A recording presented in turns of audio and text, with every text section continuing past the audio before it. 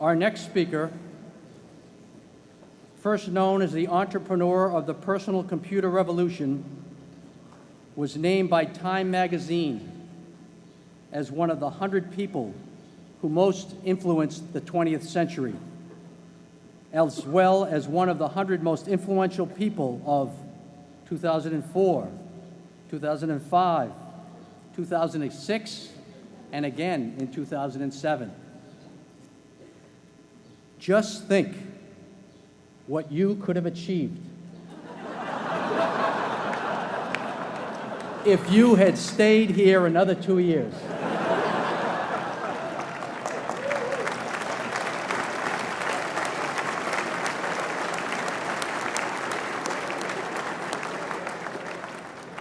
He enrolled at Harvard in the fall of 1973, keenly interested in computer science, but without a definite study plan.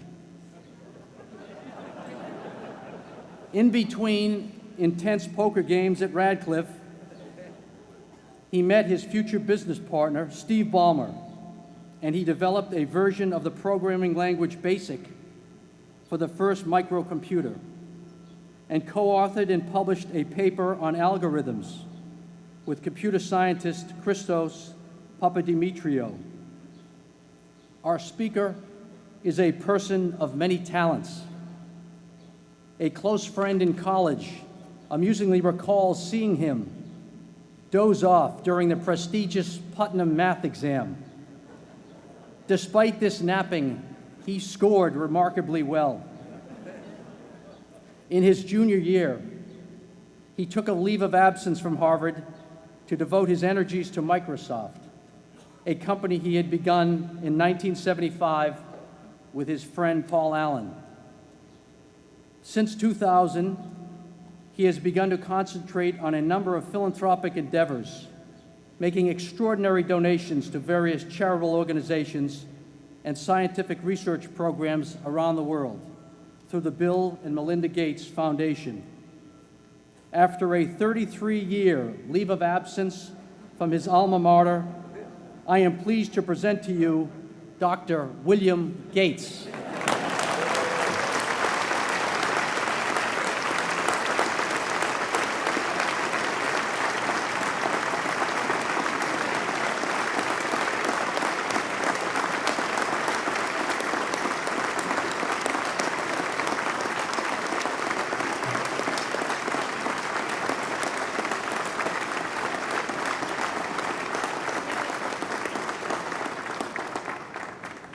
Thank you.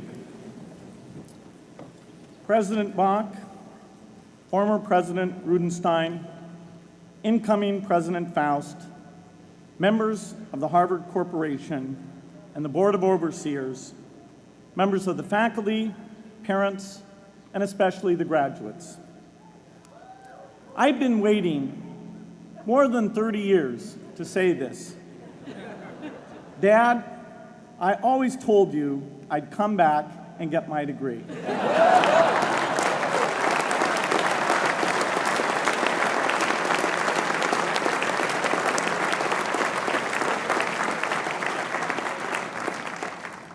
I want to thank Harvard for this honor.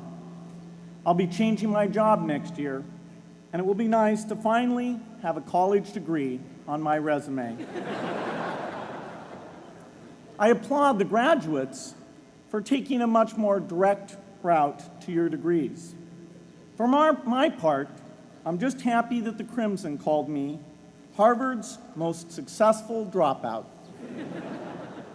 I guess that makes me valedictorian of my own special class. I did the best of everyone who failed. But I also want to be recognized as the guy who got Steve Ballmer to drop out of business school.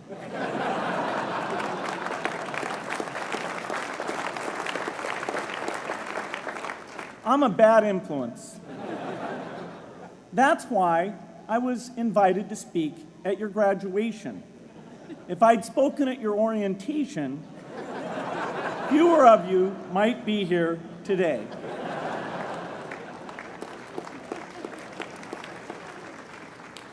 Harvard was a phenomenal experience for me.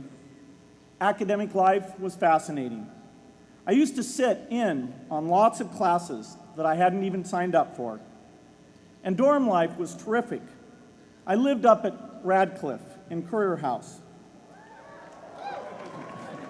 There were always a lot of people in my dorm room late at night discussing things because everyone knew that I didn't worry about getting up in the morning. That's how I came to be the leader of the antisocial group. We clung to each other as a way of validating our rejection of all those social people. Radcliffe was a great place to live. There were more women up there, and most of the guys were math science types. The combination offered me the best odds, if you know what I mean.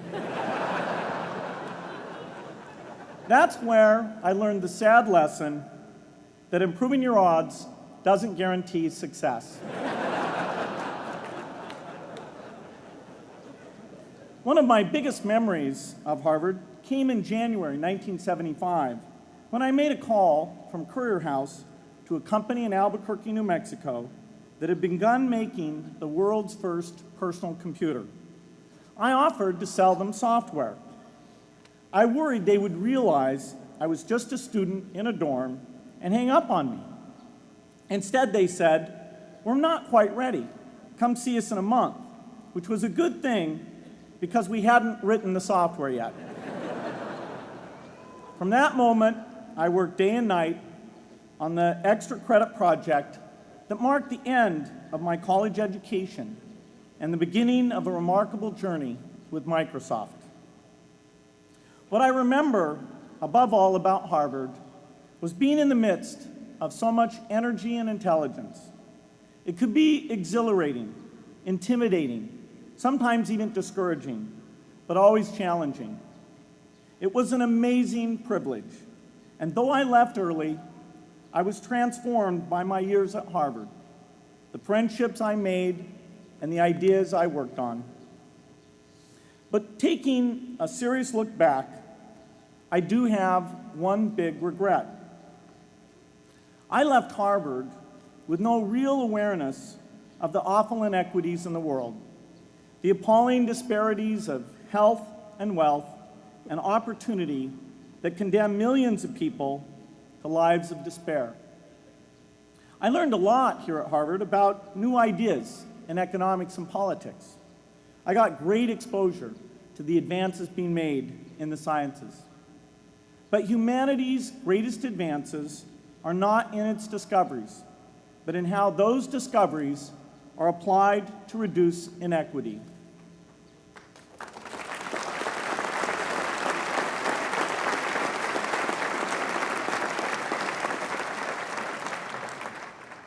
Whether through democracy, strong public education, quality health care, or broad economic opportunity, reducing inequity is the highest human achievement. I left campus knowing little about the millions of young people cheated out of educational opportunities here in this country. And I knew nothing about the millions of people living in unspeakable poverty and disease in developing countries. It took me decades to find out. You graduates came to Harvard at a different time. You know more about the world's inequities than the classes that came before. In your years here, I hope you've had a chance to think about how, in this age of accelerating technology, we can finally take on these inequities and we can solve them. Imagine, just for the sake of discussion, that you had a few hours a week and a few dollars a month to donate to a cause. And you wanted to spend that time and money where it would have the greatest impact in saving and improving lives. Where would you spend it? For Melinda and I, the challenge is the same. How can we do the most good for the greatest number with the resources we have?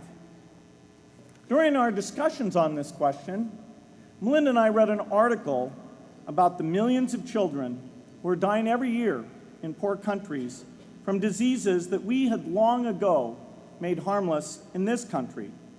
measles, malaria, pneumonia, hepatitis B, yellow fever. One disease that I had never heard of, rotavirus, was killing 500,000 children each year, none of them in the United States. We were shocked.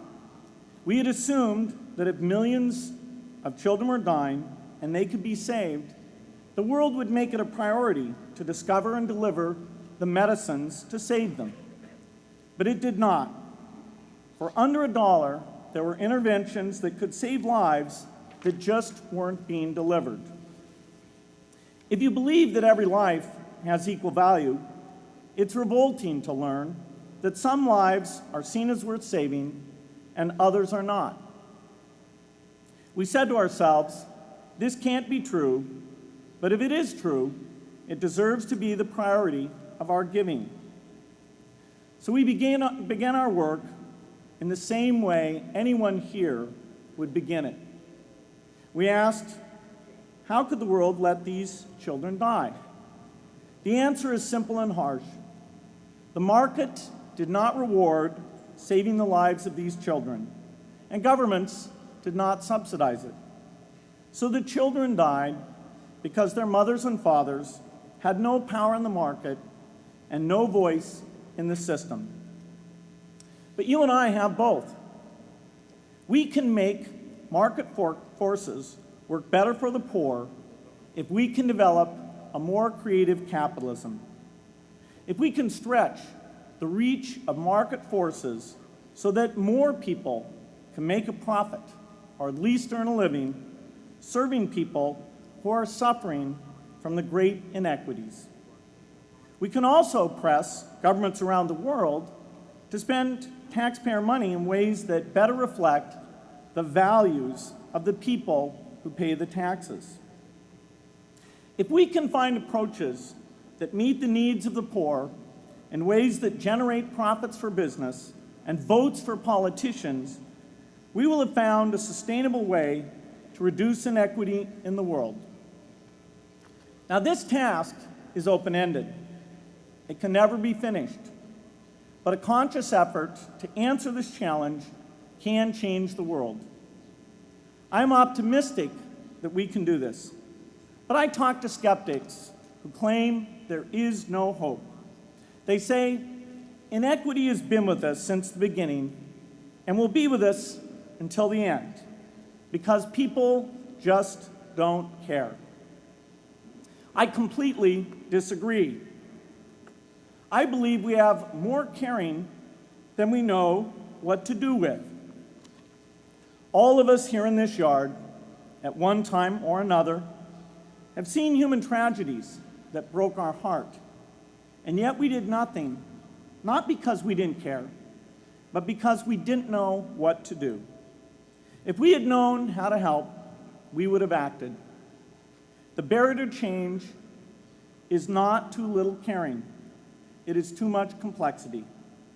To turn caring into action, we need to see a problem, see a solution, and see the impact. But complexity blocks all three steps. Even with the advent of the internet and 24-hour news, it is still a complex enterprise to get people to truly see the problems. When an airplane crashes, officials immediately call a press conference. They promise to investigate, determine the cause, and prevent similar crashes in the future. But if the officials were brutally honest, they would say, of all the people in the world who died today from preventable causes, 0.5% were on this plane. We're determined to do everything possible to solve the problem that took the lives of the 0.5%. The problem is not just the plane crash, but the millions of preventable deaths. We don't read much about these deaths. The media covers what's new, and millions of people dying is nothing new. So it stays in the background where it's easy to ignore. But even when we do see it or read about it, it's difficult to keep our eyes on the problem. it's difficult to look at suffering if the situation is so complex that we don't know how to help. And so we look away. If we can really see a problem, which is the first step, we come to the second step, cutting through the complexity to find a solution. Finding solutions is essential if we want to make the most of our caring. If we have clear and proven answers anytime an organization or individual asks, "How can I help?"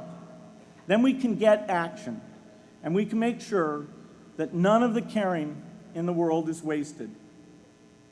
But complexity makes it hard to mark a path of action for everyone who cares, and makes it hard for their caring to matter. Cutting through complexity to find solutions runs through 4 predictable stages: determine a goal, find the highest impact approach, deliver the technology ideal for that approach, and in the meantime, use the best application of technology you already have, whether it's something sophisticated like a new drug or something simple like a bed net. The AIDS epidemic offers an example. The broad goal, of course, is to end the disease. The highest leverage approach is prevention. The ideal technology would be a vaccine that gives lifelong immunity with a single dose. So governments, drug companies, and foundations are funding vaccine research. But their work is likely to take more than a decade. So in the meantime, we have to work with what we have in hand, and the best prevention approach we have now is getting people to avoid risky behavior. Pursuing that goal starts the 4-step cycle again. This is the pattern. The crucial thing is to never stop thinking and working, and never do what we did with malaria and tuberculosis in the 20th century, which is to surrender to complexity and quit. The final step, after seeing the problem and finding an approach, is to measure the impact of the work and to share that, success or failure, so that others can learn from the efforts. You have to have the statistics, of course.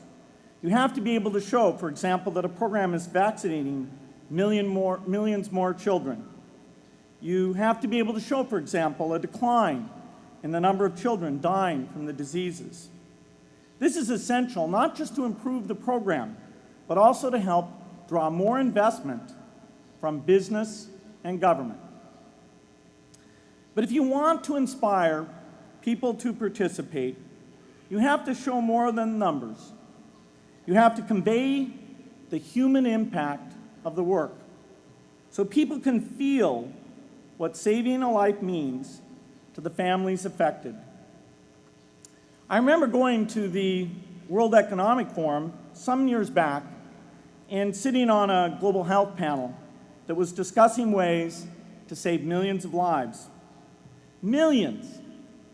Think of the thrill if you could save just one person's life, then multiply that by millions. Yet, this was the most boring panel I've ever been on. Ever. So boring, even I couldn't stand it. What made that experience especially striking was that I had just come from an event where we were introducing version 13 of some piece of software, and we had people jumping and shouting with excitement. I love getting people excited about software, but why can't we generate even more excitement for saving lives? You can't get people excited unless you can help them see and feel the impact.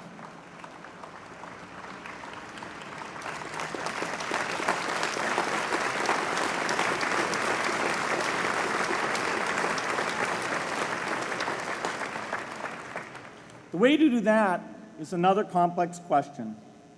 Still, I'm optimistic.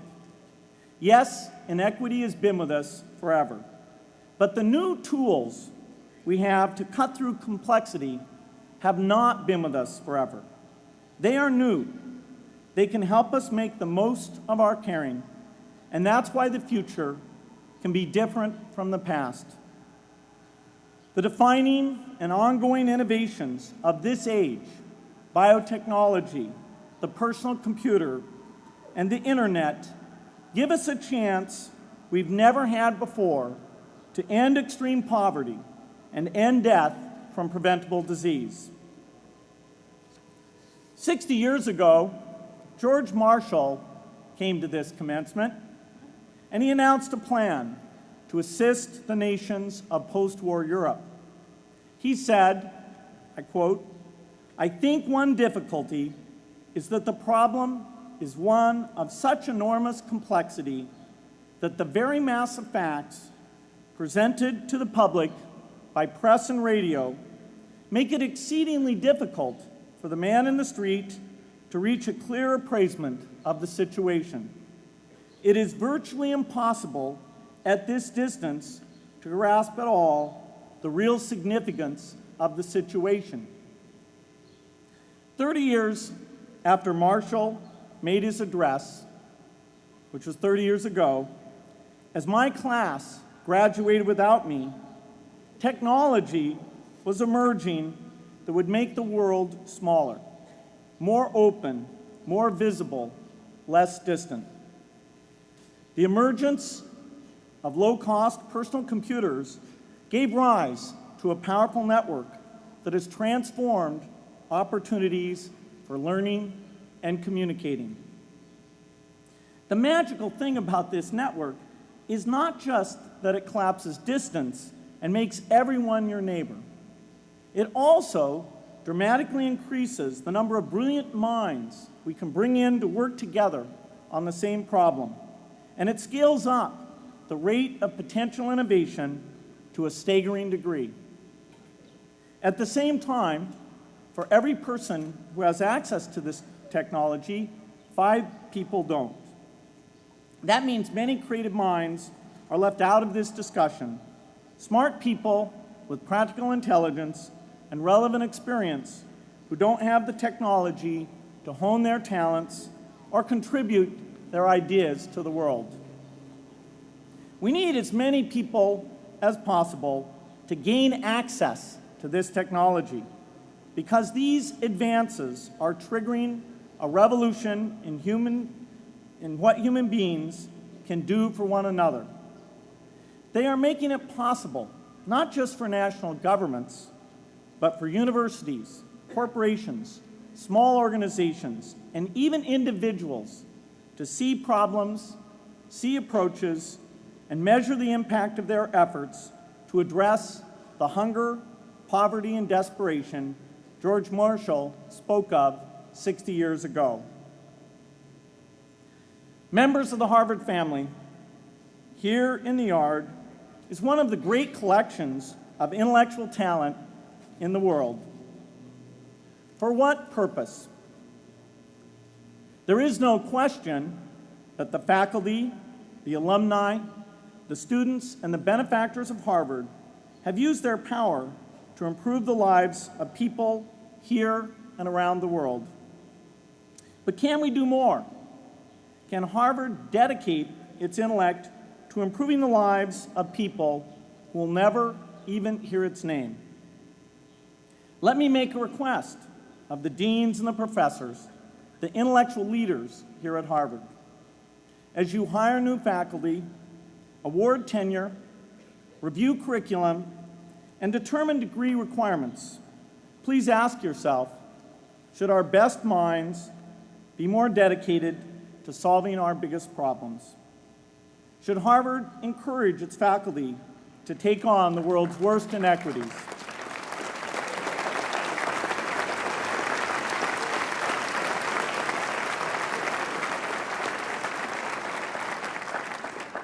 Should Harvard students know about the depth of global poverty, the prevalence of world hunger, the scarcity of clean water, the girls kept out of school, the children who die from diseases we can cure?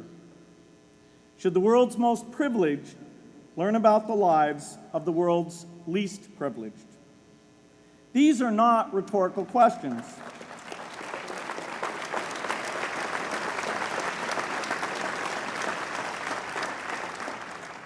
You will answer with your policies. My mother, who was filled with pride the day I was admitted here, never stopped pressing me to do more for others. A few days before I was married, she hosted a bridal event at which she read aloud a letter about marriage that she had written to Melinda. My mother was very ill, with cancer at the time, but she saw one more opportunity to deliver her message, and at the close of the letter she said, "From those to whom much is given, much is expected."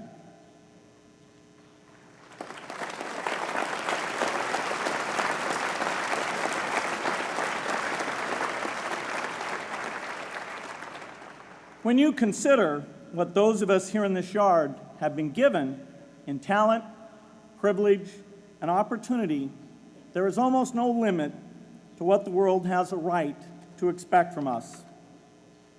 In line with the promise of this age, I want to exhort each of the graduates here to take on an issue, a complex problem, a deep inequity, and become a specialist on it.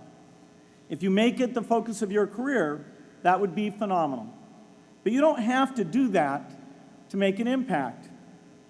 For a few hours every week, you can use the growing power of the internet to get informed, find others with the same interests, see the barriers, and find ways to cut through them. Don't let complexity stop you. Be activists. Take on big inequities. I feel sure it will be one of the great experiences of your lives. You graduates are coming of age in an amazing time. As you leave Harvard, you have technology that members of my class never had. You have awareness of global inequity, which we did not have. And with that awareness, you likely also have an informed conscience that will torment you if you abandon these people whose lives you could change with modest effort. You have more than we had. You must start sooner and carry on longer.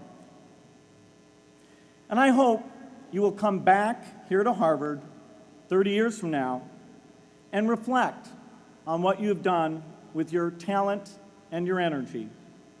I hope you will judge yourselves not on your professional accomplishments alone, but also on how well you have addressed the world's deepest inequities, on how well you treated people a world away who have nothing in common with you but their humanity. Good luck.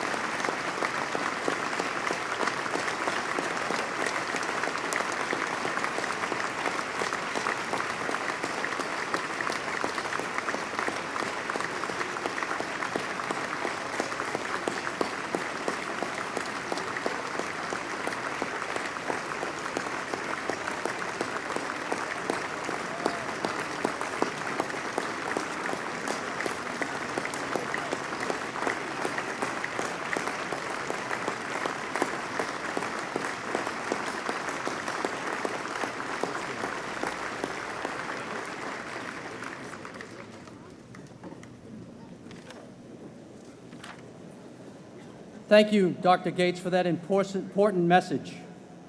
You are an inspiration to us all, and we thank you for being here today.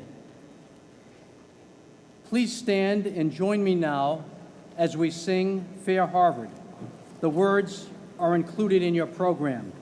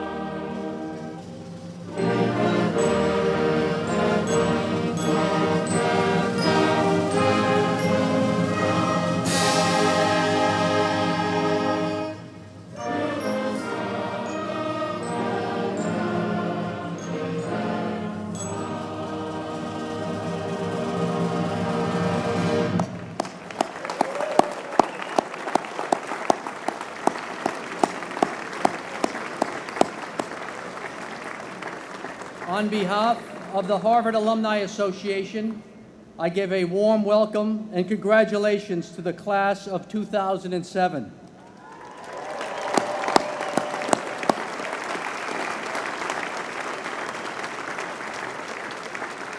I hope you will return often to Cambridge and will remain engaged with our university through the many activities offered by the HAA and the Harvard clubs around the world. In closing, let me quickly add, this year, Harvard is extending a warm welcome to the Cambridge Ridge and Latin School as they celebrate their graduating senior class. This ceremony will be held right here, beginning at 6:30. Our remarkable operations crew will now be getting this space ready for that ceremony. So it's been great to have you all here. I hereby declare that the 2007 meeting of the Harvard Alumni Association is adjourned to be reconvened on June 5th, 2008. Thank you all for coming. And Nancy, we have just heard some very exciting talks, one by Derek Bach, one by Bill Gates, and another afternoon exercise has come to the end. Tell me your impressions. Well, Bill Gates' speech was in keeping with President Clinton's charge to the senior class yesterday to go out, use the intellect, the intelligence, the education that you have had here at Harvard to make the world a better place. Bill Gates talked about his own journey from chairman of Microsoft to thinking about how to give back to the world, and his journey with his wife to discover that diseases are in fact eradicable in our lifetimes. And he and his wife are on a mission to work to eliminate the diseases of malaria, measles, rotavirus, which, as he said, kills millions of people, tuberculosis. He talked about the complexity of these sorts of problems and urged the graduates not to allow complexity to deter them. He likened his mission to the mission of the Marshall Plan, which George Marshall announced here at Harvard commencement in 1947. And he urged the graduates to make the world a better place, even if it was only in their spare time. And with that ringing message, we bring to a close this annual afternoon exercises at Harvard Yard in the Tercentenary Theater. Glad to have had you here and hope you've enjoyed it as much as all of the people in this wonderful theater did. Thank you, and until next year, farewell.